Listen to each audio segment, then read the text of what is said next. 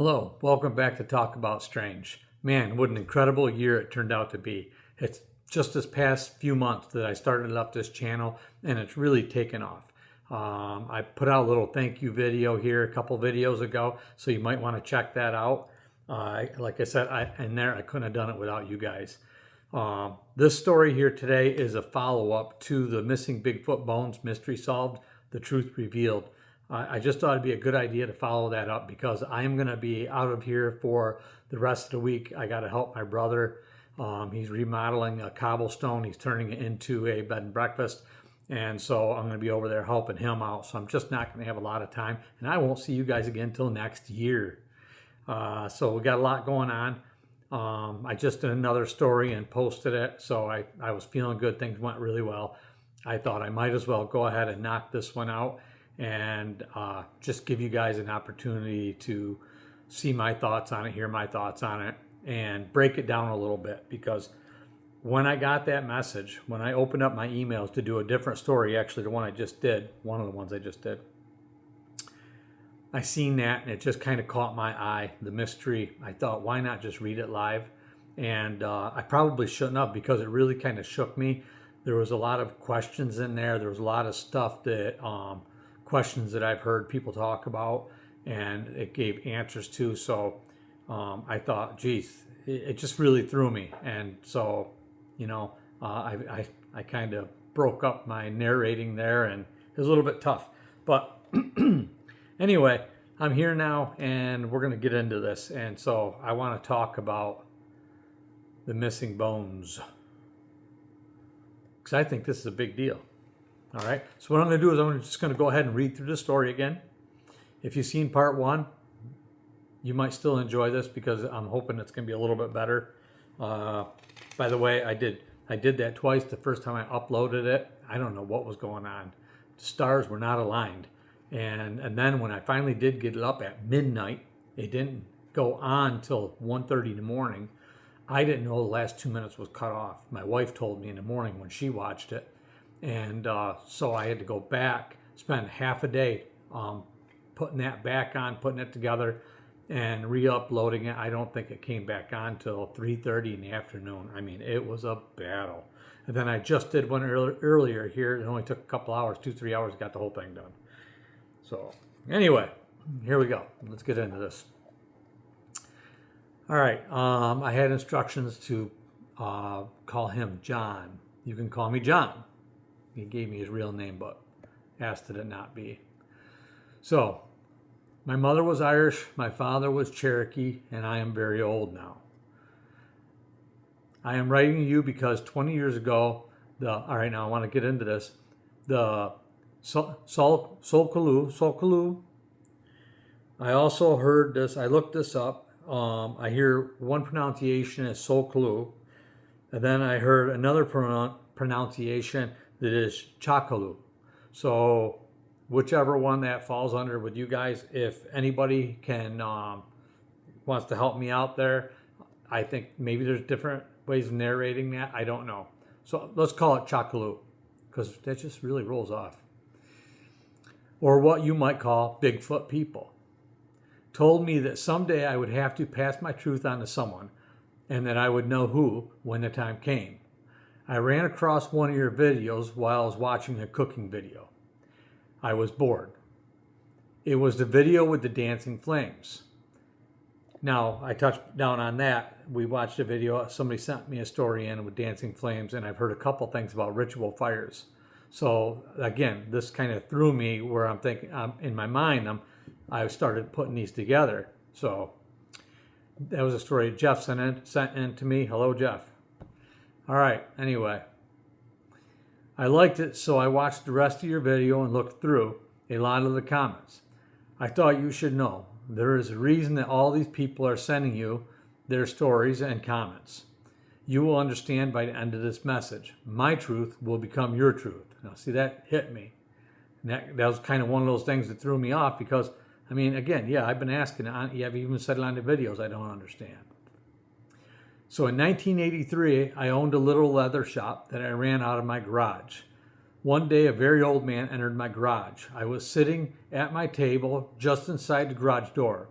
I always left the door open on hot days. I live in South Carolina, bordering Tennessee. It gets very hot some days. The old man stood at my table and set a really old wadded up burlap rag on my table and demanded, "Make me a parfleche." That's another Indian name I looked up, or Cherokee. I think it's Cherokee name meaning soft leather, medicine bag to keep this in. He said, "Make me a parfleche to keep this in." A parfleche is a medicine bag.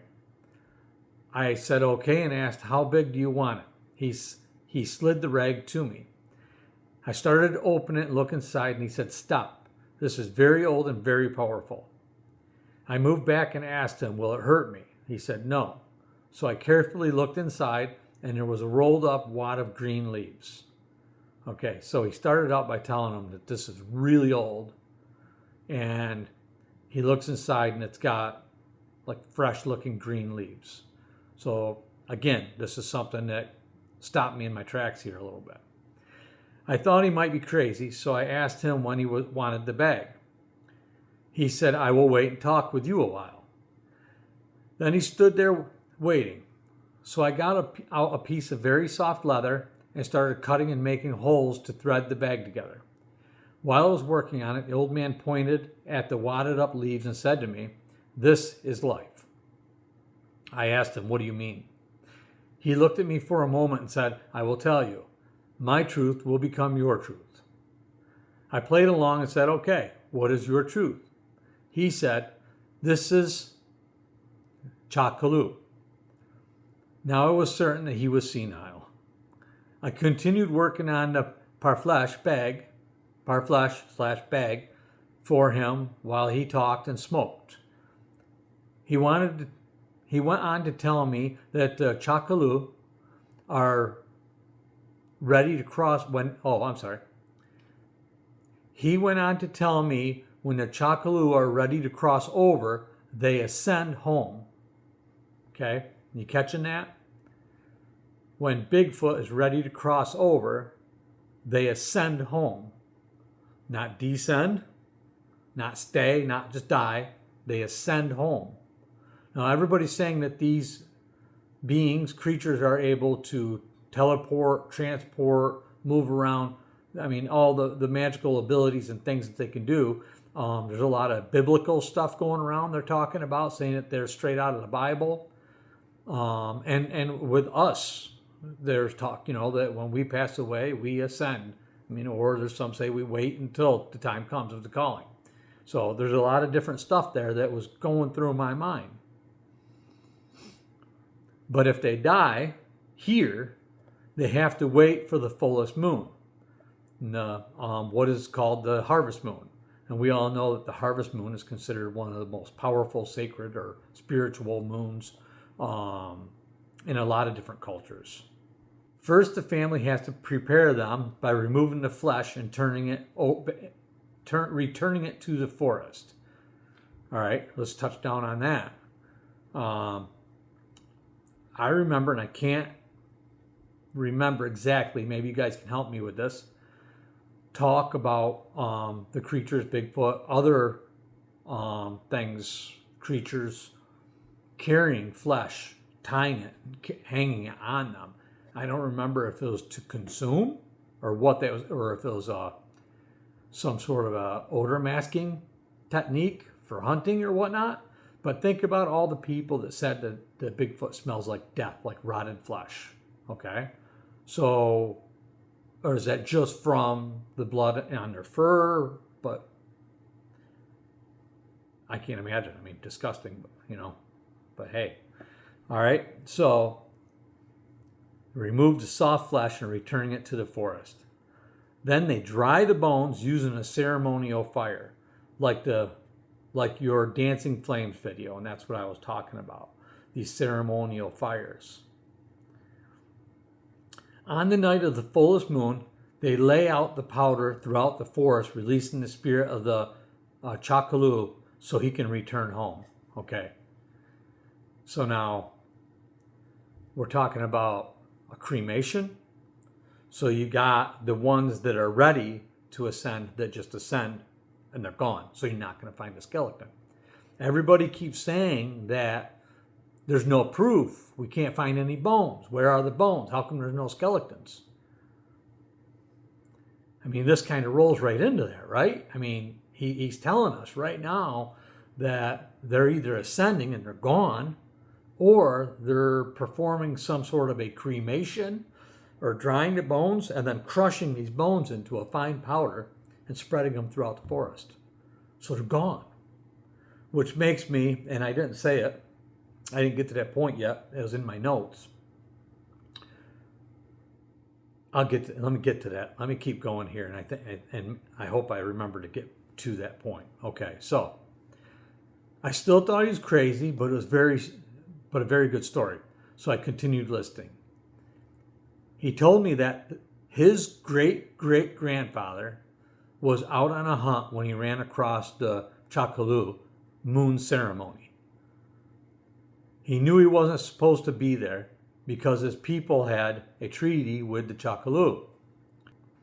While hiding, he witnessed them spreading the white powder over the forest floor.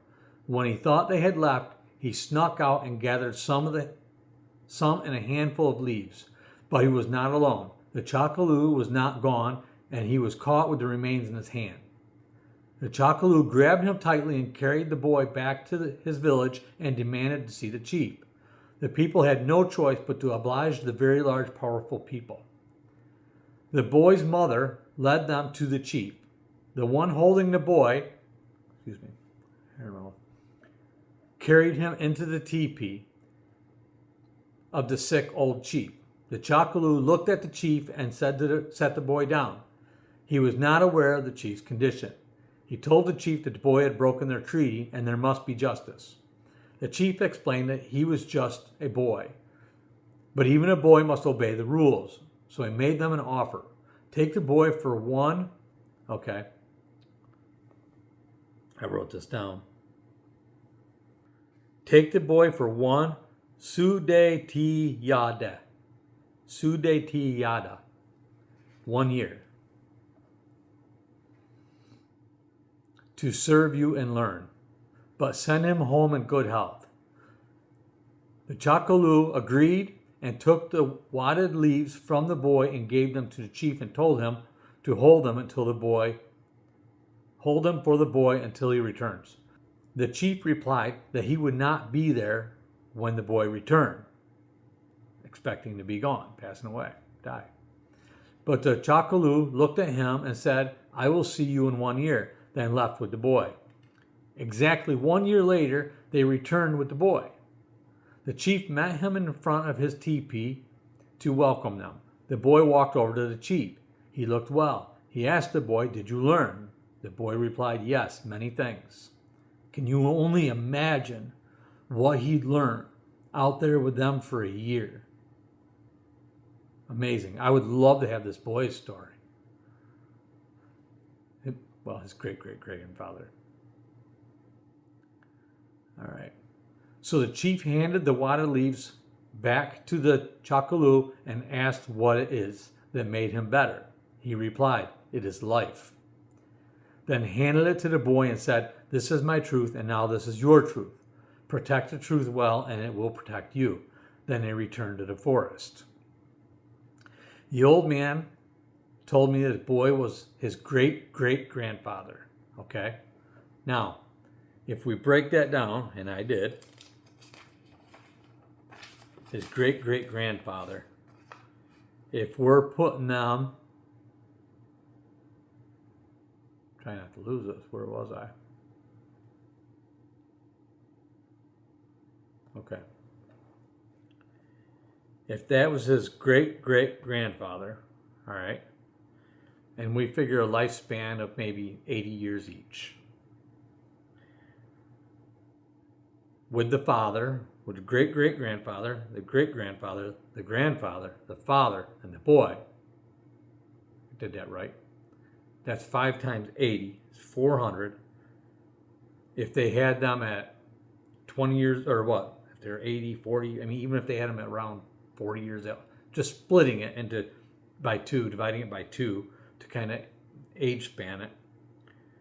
is 200 years from 1983, placing this in a time zone of about around 1783, maybe earlier. So that's 240 years from today. And in 1983, after 200 years or so, he had those leaves and they were still green. Anyway, I just thought it was interesting. I don't know how they figure the lifespans when they have kids, when they have their kids. I don't know. The old man told me that the boy was his great-great-grandfather. He passed the truth down to his grandfather, I think his great-grandfather, his grandfather, then to his father to him, and now he was bringing it to his son. But first, the Chakalu asked him to share his truth with me. I asked him why, and he said, because you have been looking for them since you was a boy, and they have been there. I asked him, if they had been there, why haven't I seen them? He said, because you are searching for them when you should be looking to them. Stop searching, start looking. So what he's saying here is that if you're searching for them, it's because you have some disbelief in you. And if you're looking to them, it's because you truly believe, and you'll be able to see them at that point. Maybe that's why they're so elusive. I don't know. I thought it was strange that he knew and I had been searching for them for a very long time. What he didn't know was that I had stopped searching because my knees were getting really bad and it was very hard to hike the hills anymore. I wasn't convinced that the old man wasn't just a good storyteller, so I asked him, is this really true? He looked around and seen my little dead cactus plant in a pot on my floor. He picked up the wadded rag and opened it, then put his finger in and seemed to scratch at it lightly. Then he carefully shook it out onto the cactus plant. He came back and set it down and stopped talking. I was almost done. He sat quiet for a few minutes. I asked him what he was going to do with the bag. He said, a gift from my son. So now I'm thinking he's ready to pass. When I finished the bag, I put it on the table and asked if it was what he wanted. He nodded and said, yes, this is good. Then pointed to the wadded burlap and rolled up leaves and said, put them in the parfleche. As I did what he asked me, he asked me how much he owed me for the bag. I thought for a moment, and I was about to say $3 when I looked over at the cactus plant. I wasn't sure if it was just my eyes, but it looked like it had a small bud growing on top and was turning from brown to green, just a little. So I thought maybe he is not crazy. So I said, this is a gift to you for telling me your story. He said okay and picked up the bag, then looked in my eyes and repeated, look to them and you will find them, and walked away. The next morning, when I got out of bed, I noticed that my knees no longer hurt. In fact, nothing hurt at all. I felt like a new man. I made my breakfast and decided to go for a walk. As I was leaving my garage, I noticed that the cactus plant had a flower bud growing on top. That's when I realized the old man was not crazy at all. I took the cactus plant and headed out for the hills where I had looked for Chakalu before. All right. I want to stop there for a second. This is where I want to get back to that point. So he just scratched the leaves that the powder was in or on, and then dumped whatever fragments were onto that cactus plant. And immediately the cactus plant started coming back to life, regrowing. Was it fertilization or magical? What was it? But I want you to think about it for a moment. If you go on Discovery or TV and you're watching TV, you see the Washington floors, and even on Prince of Wales Island, you see the forest floors. How thick! I mean, it's just so impressive how thick, plush, green those forest floors are. I mean, it looks like they're walking on green cushion on almost the entire thing, right?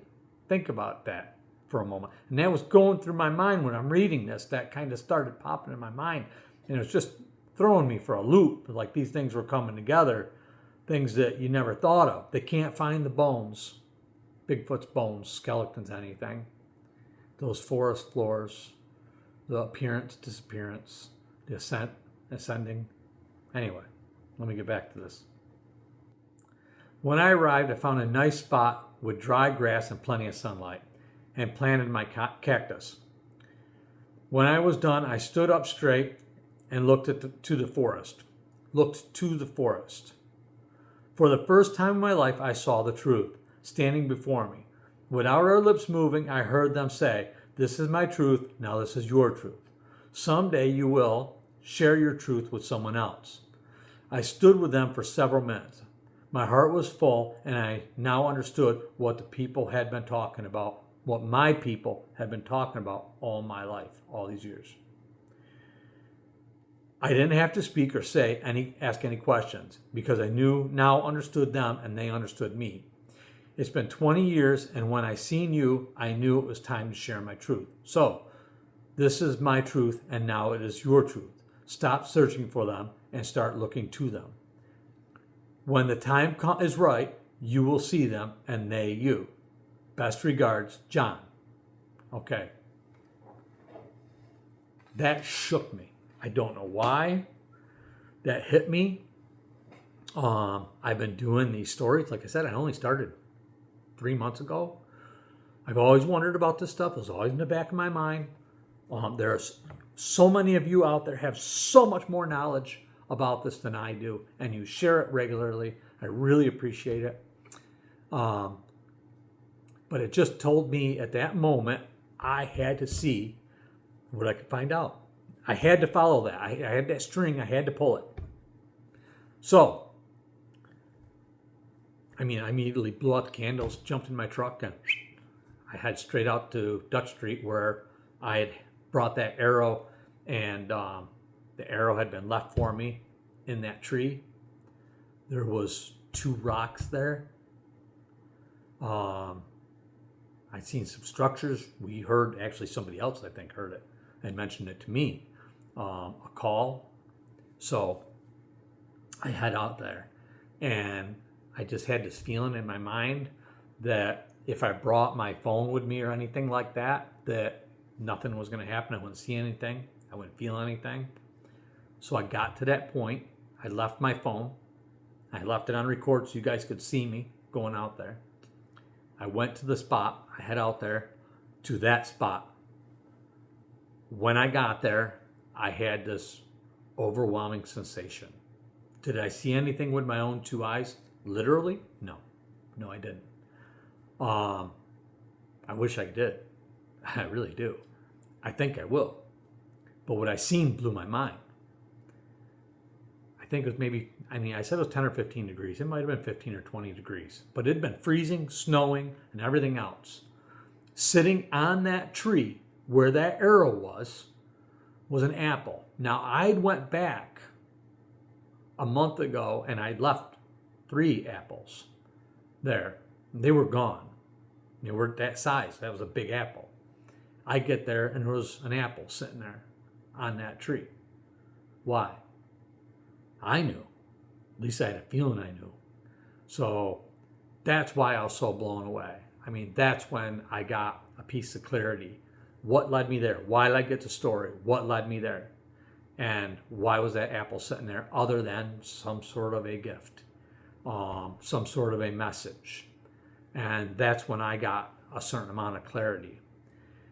I can keep researching, investigating.